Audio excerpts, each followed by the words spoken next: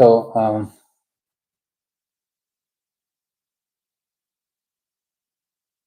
because as the title goes, maybe these conversations are actually difficult. They're actually difficult conversations, and it's hard even for someone to type in and whatever they feel like should be discussed. Maybe it's already a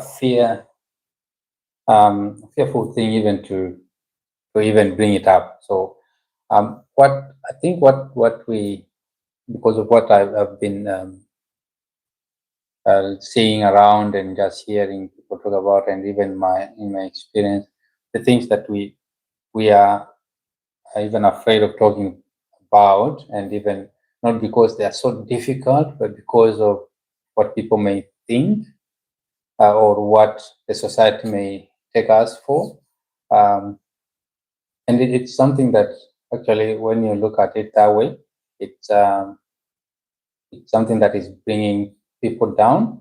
Like, it's a kind of a burden that is bringing people down. And so I just wanted to, if we can have a look at how people relate, and how people treat each other in the family. And I'm just being careful not to just to be neutral in the family, so that because um, the family is the reason the community exists. And when we look at how strong the community is, we go back to how families have been put together, and it really defines the way the family has existed within the family. It's how it will be carried into the community. So we really need to be careful as a community when we talk about issues that are relating to family and all that. So people have found themselves sometimes in relationships that like either disrespectful relationships, and especially in the family setup, people are not respecting each other, and that one is easily spilled out. It's spilled into the community, and you find that the community is in a place where there's a lot of tension, because everyone is tense because of where they're coming from. And that kind of respect, you find that if we have, especially people who have traveled to the Western world, the Western countries, and just away from their motherland, especially if you travel away from Africa and went to the other countries away from home, you find that there are some cultures that tend to discriminate in the family setup. And you find, if you look at how, especially how men treat their wives in the family, it's very different when it's in Africa and when it's in the Western world. And when you are back in Africa, it's normal. It looks normal, and no one talks about it. And as I said, some things you find that you may not even realize their problems until you are out of that problem. You may find that, for example, you go out, and people have carried those cultures even to the Western world. Not saying that the Western world changes people, but it opens up your mind. It opens up your mind to see what you are doing. Actually, it's for lack of a better word, it was backwardness. And so imagine. I remember when I was growing up, when I was still young, you could find that we go out. Maybe we've gone in an event, or just on a journey. Then coming back, everyone is tired, and everyone will go and sit down, including my dad, and everyone will sit down. and all of us coming from Germany, and my mother will go in the kitchen and is expected to prepare food for everyone. So that kind of disrespect that our mothers were shown, or the women in Africa are shown that, and they have taken it to be normal. Like it's normal. Like, oh, so I'm supposed to bear all the burdens for the family. But in real sense, if you look at it this way, that when everyone is tired, then you need everyone to put their hands on deck, so that and especially when it's a teamwork, you make things happen easily. Like you make the work easier. Imagine if everyone, or even more than two people, into the kitchen. One is washing the dishes, one is preparing food, one is doing ABC. Within no time, if there was a meal prep, and it will be very easy and very quick, instead of depending on one person who is also tired, and then after that, if they don't do according to the expectations of people in the family, they end up being told that you are not doing the right thing.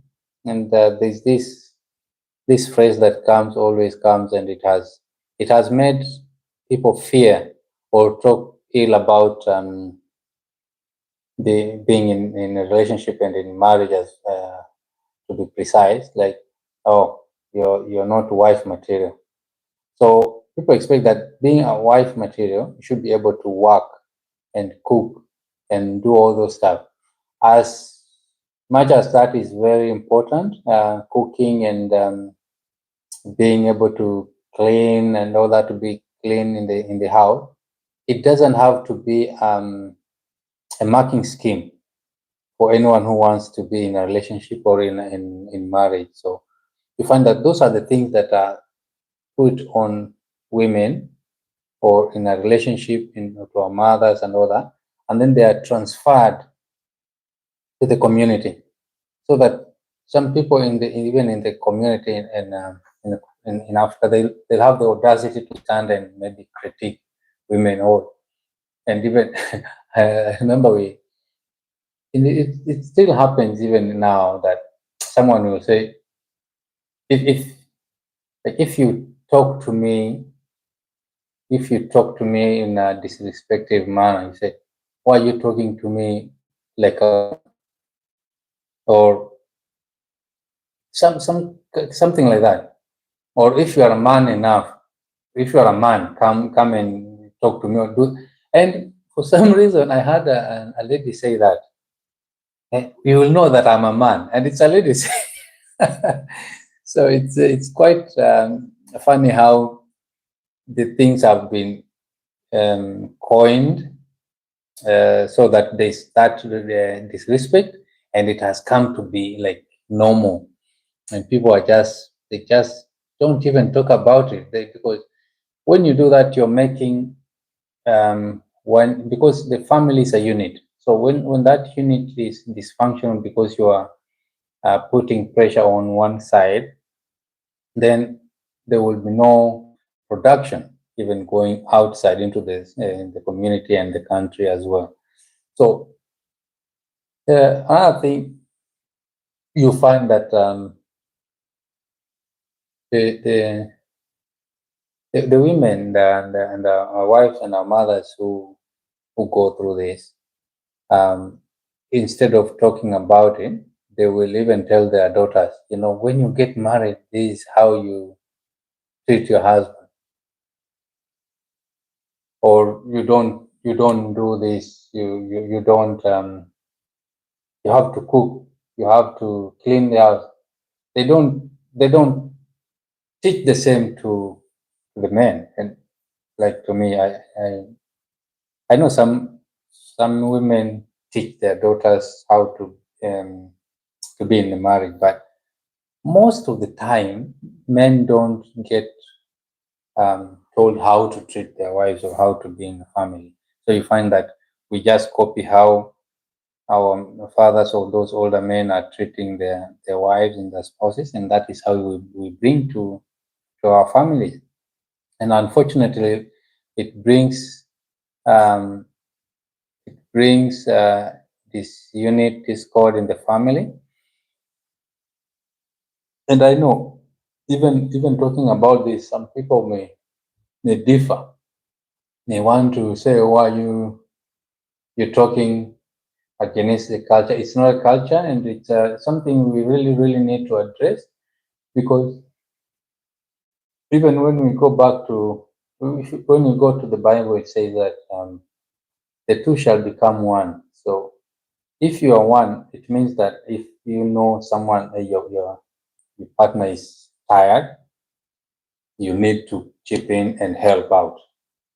If you know they are unwell, you need to take care of them and step in and do what they ought to be doing when they are okay. And it's something that we really need to be addressed, and maybe not really addressed. We really need to talk about it. We really need to talk about it and make sure that our children who are getting into future marriages and into relationships, they don't carry this baggage. That our girls will not just walk in and say it's okay to carry all the burdens for the family. It's okay just to go through hard times because of the family. No, our boys will not be going into so our boys will not go into marriages thinking that they are the kings of the home. As much as they are, even the king has a queen. So, if you are king, you have to treat your better half as the queen that she is. And if we do this, I'm sure it will transit to a very good community and a very good country with respect, even respect to authority. And having said this, I really want to say that I'm not taking away the authority of a man. A man is the head of the house all the time. But when you are in authority, do not oppress the subject. And in this case, wife is not your subject, is your equal partner. So those are some of the things our culture maybe has brought out differently. It might be the person, maybe the first person who did it wrongly, or people did not understand, but it has come to be done over and over. And those are some of the conversations we should be having, and just make it a routine to do better and better, so that the children that we are going to leave, our children, our grandchildren, they're going to have a life that is even more meaningful, life that God intended us to have. Not an oppressive life and relationships, but a life that is full of peace and enjoyment. So yeah, so let us keep this conversation going. We'll keep coming with more conversations, and anything that is difficult, I'll go out there and find any topic that people are afraid of talking, and we bring it on board, and we have a conversation, and just make life bearable. Sometimes life is too short to be too serious.